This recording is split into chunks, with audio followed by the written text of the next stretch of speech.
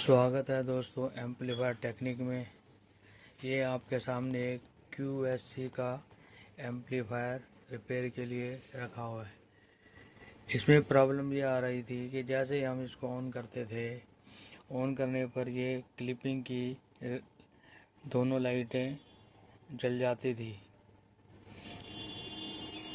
और set on नहीं होता था, पूरी तरीके से क्लिपिंग पे रुक जाता था। तो कंपनी के अनुसार इस प्रॉब्लम के लिए इसमें लगा हुआ है कि ये कंडेंसर और एक ये और दो कंडेंसर ये लगे हुए। इनके दोनों पॉइंट पर चेक करने पर 5.5 वोल्ट मिलनी चाहिए, लेकिन इस पे कुछ मिली वोल्ट मिल रही थी। तो कंपनी का कहना है कि उस पोजीशन में यहाँ लगे हुए ये ट्रांजिस्टर इस साइड के, इस चैनल के और इस चैनल के ये चेंज करने पड़ेंगे। यानी कि मैं सर्किट में आपको दिखाता हूँ, उसी से पता लगेगा।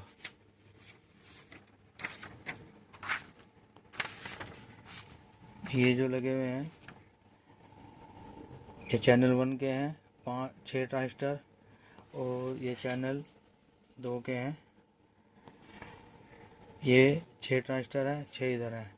ठीक है, ये दोनों चेंज करने के लिए कंपनी कहती है।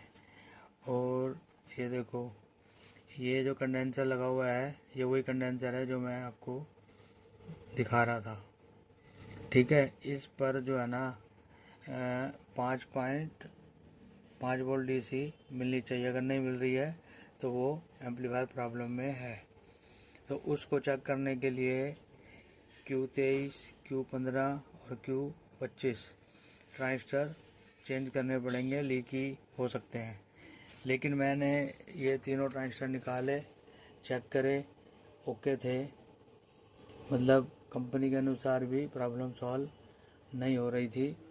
तो चेक करते करते मैं थोड़ा इसके प्री एम्पलीफायर की तरफ गया। प्री एम्पलीफायर में एक ये दो रेजिस्टेंसें लगी हुई हैं, एक एक करके चेक करता गया और ये रेजिस्टेंसें ख़राब निकली हैं। तो अब ये एम्पलीफायर, जब ये मैंने रेजिस्टेंसें लगा दी उसके बाद में एम्पलीफायर ओके हो गया है। तो अब मैंने इसको ऑसिलोस्कोप पे लगा दिया है और 1 किलोहर्ट्ज़ का सिग्नल दे दिया है, ताकि ये आपको मैं चेक करके बता सकूं कि क्या पोजीशन है। जैसे कि अब ये ऑसिलोस्कोप की तार हैं, आउटपुट में मैंने लगा रखी हैं। ये 1 किलोहर्ट्ज़ का ये सिग्नल ये तार के द्वारा वहाँ सामने से जा रहा है। वो ऑसिलोस्कोप आपका सामने लगा हुआ है, देखो। ठीक है, अब मैं इसको वॉल्यूम को खोलता हूँ। ठीक है, ये वॉल्यूम मैंने खोला, ये सिग्नल इसका स्टार्ट हो गया। ठीक है, जैसे जैसे वॉल्यूम बढ़ा रहा हूँ मैंने इसके आउटपुट पे ये मल्टीमीटर भी लगा दिया है। ये वॉल्यूम कम कर रहा हूँ, कम हो गया। ठीक है, ये बढ़ा रहा हूँ तो ये इस पे आउटपुट पे AC वोल्टेज बढ़ रही है। ठीक है, और ऐसे ही ये सामने ऑसिलोस्कोप है, ये वॉल्यूम कम कर रहा हूँ तो ये डाउन होता जा रहा है, और ये मैं बढ़ा रहा हूँ तो ये आपके सामने वेव्स बन रही है। और ये वेव्स बिल्कुल ठीक बन रही है, कोई दिक्कत नहीं है। ये एम्पलीफायर बिल्कुल ओके हो चुका है।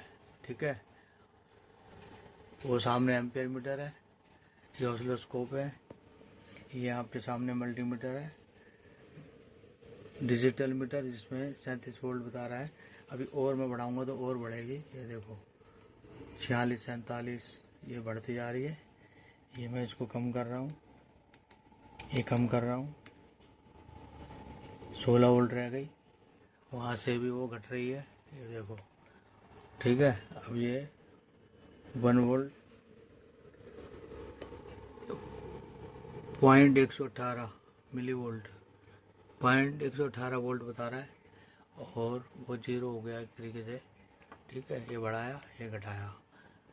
ठीक है, तो इस तरीके से ये एम्पलीफायर को मैंने ऑसिलोस्कोप पे भी फाइनल चेक कर लिया है। ठीक है। लोड मैं टेस्ट नहीं कर रहा क्योंकि आउटपुट का प्रॉब्लम थी नहीं, इसलिए मैं लोड टेस्ट नहीं कर रहा। बाकी इसकी सारी प्रॉब्लम मैंने ओके कर ली है, ऑसिलोस्कोप पे चेक हो चुका है। ठीक है, आप भी इस तरीके से ऑसिलोस्कोप पे सिग्नल चेक कर सकते हैं।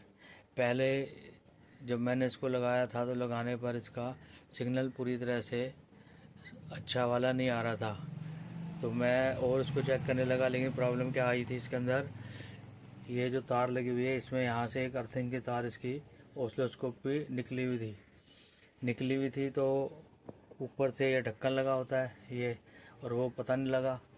तो चेक करते करते मैं यहाँ इस पॉइंट पे पहुँचा, यहाँ से अर्थिंग इसकी हटी हुई थी ऑसिलोस्कोप की। ये वाली जो तार है ये उसकी है सिग्नल जनरेटर की, वहाँ से अर्थिंग हट गई थी। अर्थिंग हटने से उसमें कुछ प्रॉब्लम आ रही थी। मैं एक बार अर्थिंग हटा के दिखाता हूँ कि किस तरह की वेव्स बन रही थी। दोस्तों, मैंने इसकी ऑसिलोस्कोप की अर्थिंग हटा दी है, उस साइड से हटाई है मैंने, ऑसिलोस्कोप के वहाँ से हटाई है। लेकिन जब यहाँ से हटी हुई थी तो अब इसके वॉल्यूम बढ़ाने पर भी ये देखो किस तरीके से वेव्स आ रही है। ये देखो इस तरीके से आ रही है उटपटांग। अगर कभी ऐसा प्रॉब्लम नज़र आए आपको, वेव्स इस तरह की बन रही है, तो इस कंडीशन में आप समझ जाओ कि भाई इसकी अर्थिंग इसको नहीं मिल रही है। ठीक है, ये देखो, और इसकी यहाँ पर भी वोल्टेज नहीं बढ़ रही। ठीक है, ये देखो, ये मैं वॉल्यूम कम कर दिया बिल्कुल, ये 0 कर दिया। ठीक है, ये देखो, ये भी 0 हो गया, वो भी 0 हो गया। लेकिन अर्थिंग ना मिलने की वजह से इस तरह की प्रॉब्लम आपके सामने आ रही थी। तो अगर एक्सपीरियंस ही ना हो तो फिर हम तो फॉल्ट ही ढूंढते रहेंगे, क्या है क्या नहीं है। ठीक है, तो आज की वीडियो इतनी ही, मिलते हैं अगली वीडियो में। तब तक के लिए नमस्कार। अगर मेरी वीडियो आपको ज्ञानवर्धक लगती हैं, आपको जानकारी बढ़ती है, तो फिर मेरे चैनल को आगे बढ़ाएं, सब्सक्राइब करें। और अब इसके बाद में मैं CA 18 का फॉल्ट फाइंडिंग स्टार्ट कर दूंगा। फिर फॉल्ट फाइंडिंग के बारे में आपको जानकारी देता रहूँगा, ताकि आपको इसी प्रकार से आपका ज्ञान बढ़ता रहे और आप तरक्की करते रहें। तो मिलते हैं अगली वीडियो में, तब तक के लिए नमस्कार।